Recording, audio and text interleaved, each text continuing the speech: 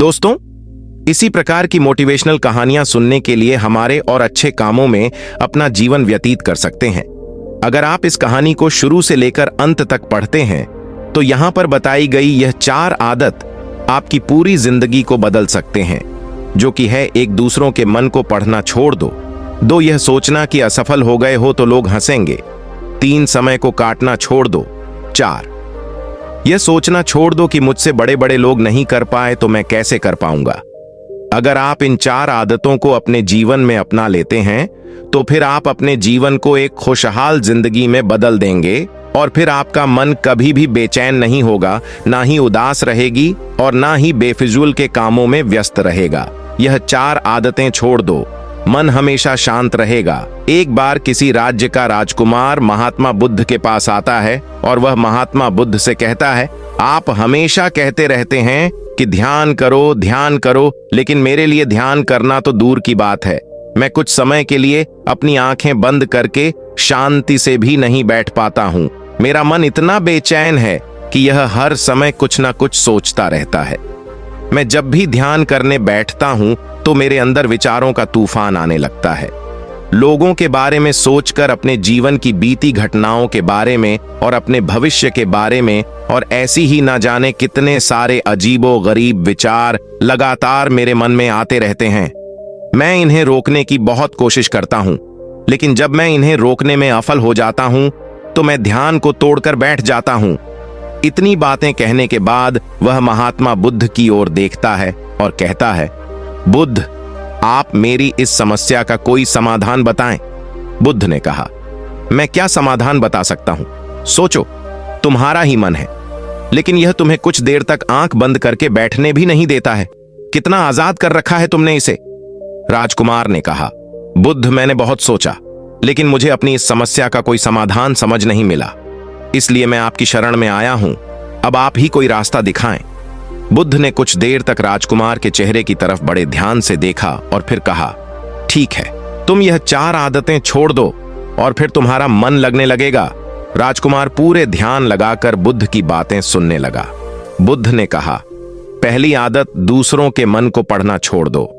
तुम और तुम्हारे जैसे ज्यादातर लोग यही गलती कर रहे हैं कि वह दूसरों की मन की बातों को पढ़ने का प्रयास कर रहे हैं कि अच्छा, सामने वाला मेरे बारे में ऐसा सोच रहा है, और यही एक आदत तुम्हें सबसे ज्यादा बेचैन और परेशान कर रही है। ज्यादातर उत्सवों पर लोग दूसरों के मन की बातों को गलत और नकारात्मक तरीके से ही पढ़ते हैं।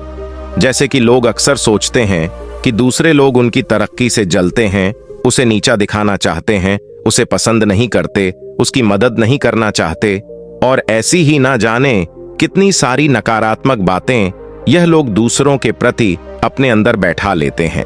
फिर उनके बारे में ही सोचते रहते हैं, उनसे बदला लेने के तरीके सोचते रहते हैं, उन्हें नीचा दिखाने के मौके ढूंढते रहते हैं, और दूसरों के प्रति यही नकारात्मक सोच इन्हें दुखी करती है, और फिर यह लोग बेचैनी महसूस करते हैं।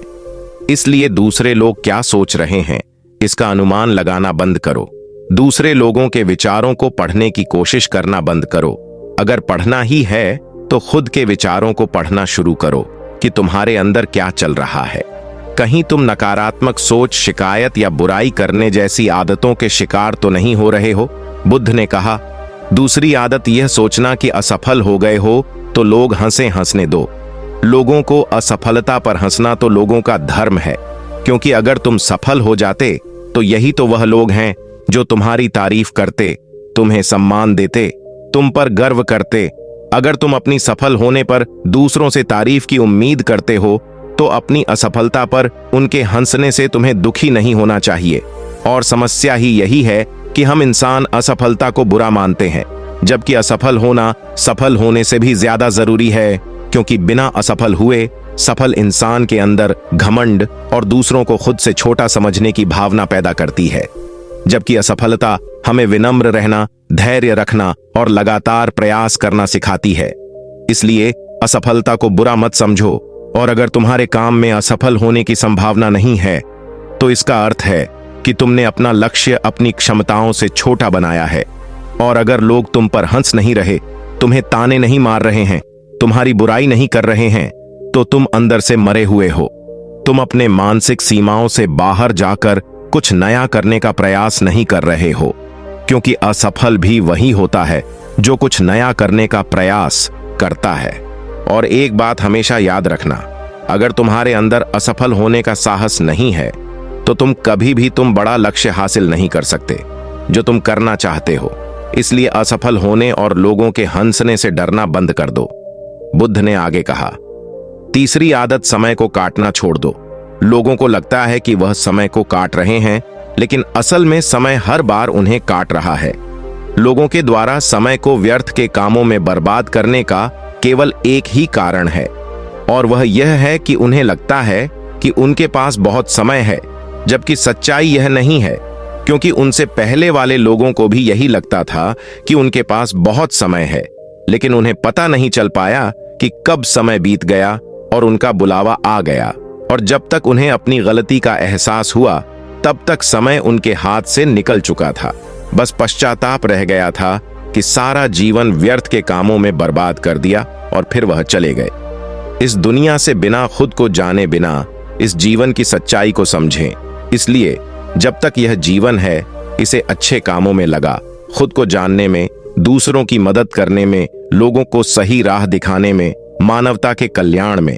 और दूसरी बात, समय को बर्बाद करने से आज तक किसी को खुशी नहीं मिली है।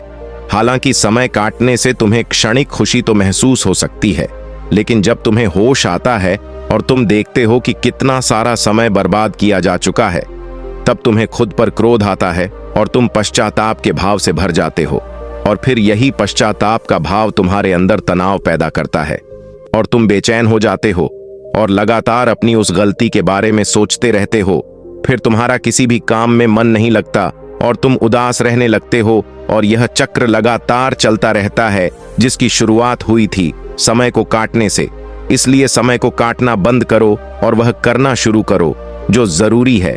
बुद्ध ने कहा, चौथी आदत, यह सोचना छोड़ दो कि मुझसे बड़े बड़े लोग नहीं कर पाए तो मैं कैसे कर पाऊंगा। असल में दूसरों से खुद की किसी भी चीज में तुलना करना ही व्यर्थ है। सबकी परिस्थितियां अलग हैं, सबकी सोच अलग है, और क्या हुआ अगर दूसरे नहीं कर पा तो हो सकता है कि तुम ही कर जाओ, क्योंकि अक्सर वही लोग इतिहास रचते हैं जिनसे ज्यादा उम्मीद नहीं होती। और फिर हो सकता है कि जिसे तुम बड़ा समझ रहे थे, जिसके लिए तुम सोच रहे थे कि उसने बहुत मेहनत की है, बहुत प्रयास किया है, उसने कभी उतना प्रयास किया ही ना हो, केवल मेहनत करने का दिखावा किया हो। क्योंकि ज्यादातर लोग कभी उतनी मेहनत करते ही नहीं हैं जितनी उन्हें अपने लक्ष्य प्राप्ति के लिए करनी चाहिए, और दूसरे लोगों के सामने यह दिखाने का प्रयास करते रहते हैं कि मैंने तो बहुत मेहनत की थी, लेकिन मेरी किस्मत ही खराब थी। और यही वह लोग हैं जो दूसरों को बातों ही बातों में कहते रहते हैं कि जब इतनी मेहनत करने के बाद मैं सफल नहीं हो पाया तो तुम कैसे हो पाओगे। लेकिन अंदर ही अंदर यह इस बात को जानते हैं कि उन्होंने कभी उतनी कोशिश नहीं की थी जितनी उन्हें करनी चाहिए थी।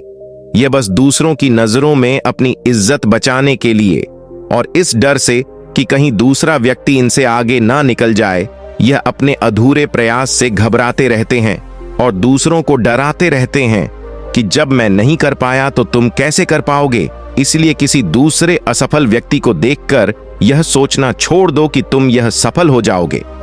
तुम बस अपना सर्वश्रेष्ठ प्रयास करो और बाकी सब समय पर छोड़ दो। ने आगे कहा, अगर तुमने यह 4 आदत छोड़ दी तो तुम्हारा मन एकदम शांत हो जाएगा और फिर तुम जहां चाहो वह अपना मन लगा सकते हैं। इतना कहकर बुद्ध मौन हो गई और राजकुमार को भी अब समझ आ चुका था कि उसे क्या करना है। उसने मन ही मन उन 4 आदतों को छोड़ने का निश्चय किया और बुद्धि का धन्यवाद कर वहां से चला गया।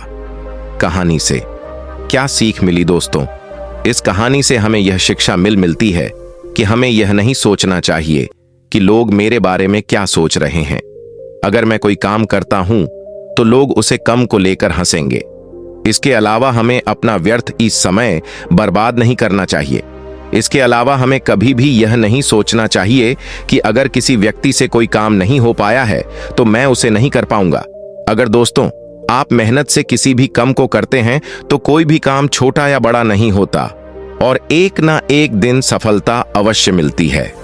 अगर आपको हमारी कहानी अच्छी लगी हो तो कृपया हमारे वीडियो को लाइक करें और चैनल को सब्सक्राइब जरूर करें। धन्यवाद।